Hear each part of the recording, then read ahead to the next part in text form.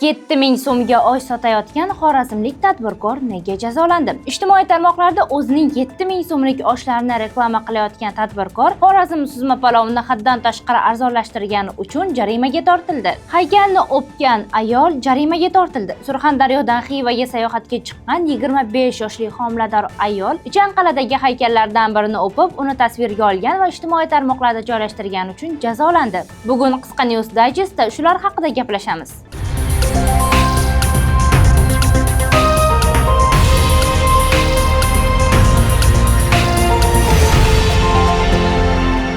$7000 so'mga oy sotayotgan xorazmlik tadbirkor jazolandi. 2001-yilda tug'ilgan Lumbur brendining yurituvchi xorazmlik yigit jarimaga tortildi. U ijtimoiy tarmoqlarda o'zining 7000 so'mlik oshlarini reklama qilayotgandi. Sud ochiqlashda Urganchda ishlovchi bu yosh tadbirkor fevral oyida Xorazm suzma palovini haddan tashqari arzonlashtirgan.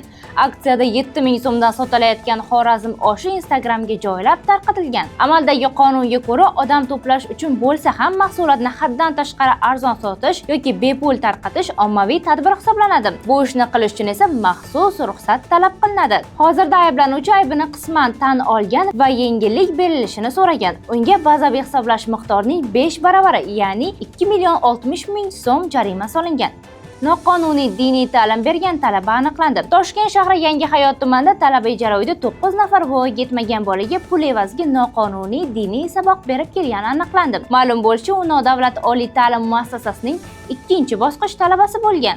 Shuningdek, tekshiruvdan 49 dona turli diniy mazmundagi kitoblar, 24 dona diniy darsliklar yozilgan daftarlar hamda 1 dona notebook ashyoviy dalil sifatida olingan. Ma'lum bo'lishicha, bolalar majburiy o'qitilgan, ayrimlariga tan jarohati yetkazilgan va ularning 6 nafari 2 oydan 8 oygacha umumta'lim maktabdagi darslarga bormasdan, aksincha majburan uyda saqlanib, hattoki ko'chaga chiqishga ham ruxsat berilmagan. Shu bilan birga shu tumanda ushbu talabaning o'qituvchisi va uning turmush o'rtog'i 5 nafar bolaga noqonuniy diniy ta'lim bergani ma'lum bo'ldi. Hozirda ushbu holatlar bo'yicha jinoyat ishi qo'zg'atilgan va bolalarning ota-onalariga nisbatan ham ma'muriy chora ko'rilgan.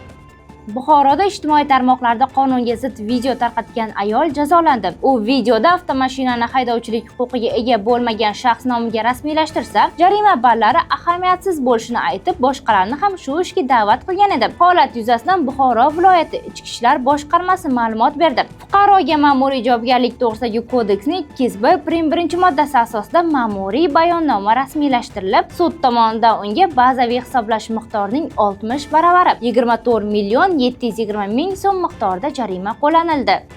Haykalni o'pgan ayol jarimaga tortildi. Surxondaryodan Xivaga sayohatga chiqqan 25 yoshli ayol Ichanqal'adagi haykallardan birini o'pib, uni tasvirga olgan va ijtimoiy tarmoqlarda joylashtirgan. Xiva shahar sudi ayolga ma'muriy jazo qo'lladi. Sud hujjatlariga ko'ra, Surxondaryo viloyatining Oltinsoy tumanida yashovchi ayol 21 fevral kuni Xorazm milliy musiqa san'ati namoyandalariga bag'ishlangan haykalni o'pgan. Sudda ayol aybiga iqror bo'lib, pushaymonligini va homilador ekanligini bildirgan hamda yengilroq jazo so'ragan. Sud qaroriga ko'ra, u ma'muriy javobgarlik to'g'risidagi kodeksning 64-moddasi 1-qismiga muvofiq moddiy va madaniy meros obyektlariga nisbatan hurmatsizlik qilgani uchun bazaviy hisoblash miqdorining 5 baravar miqdori 2,60 million so'm jarimaga tortilishi belgilangan.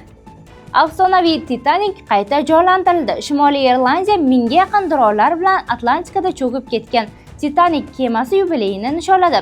1912-yil Britan va irlandiyalik ustalar yasab dengizga chiqargan Titanikda 1,5 mingta odam okeanga cho'kkan edi.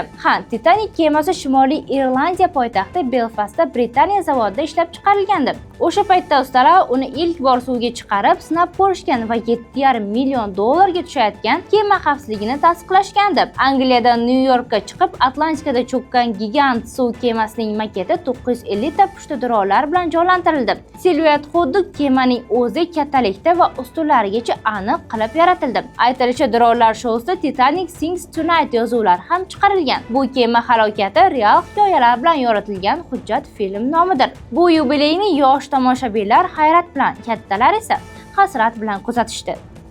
Sog'lom turmush tarzini targ'ib qilganlarga 15 million so'mgacha mukofot beriladi. Prezident Shavkat Mirziyoyev raisligida sport sohasidagi ustuvor vazifalarga bag'ishlangan yig'ilish o'tkazildi. Unda aholi o'rtasida ommaviy sportni rivojlantirish bo'yicha yangi rag'batlantirish tizimi e'lon qilindi. Mahallasida sport qamrovini oshirgan va aholi salomatligini yaxshilagan volontyor hamda mahalla raislariga yil yakunida 15 million so'mgacha mukofot beriladi. Natija ko'rsatgan sport murabbiylarining oyligiga 200% gacha ustama qo'shiladi. Endilikda sportchilarning salomatligi va ovqatlanishi ixtisoslashgan tibbiyot markazlari tomonidan har oyda nazorat qilib boriladi. Toshkentda sport dietologlari va farmatsevtlari tayyorlash yo'lga qo'yiladi. Oxirgi 9 yilda O'zbekistonda 1774 ta sport maydonchasi va 4000 ga yaqin xususiy klub tashkil etilib, xalqaro musobaqalarda 1300 dan ortiq medallar qo'lga kiritilgan. Hafta davomida jamiyatda turli sohalarda muhim voqealar yuz berdi. Huquqbuzarliklarga qarshi choralar ko'rildi. Madaniy meroslarimizga nisbatan hurmat va sog'lom turmush tarzini rivojlantirishga oid yangiliklar e'tiborni tortdi.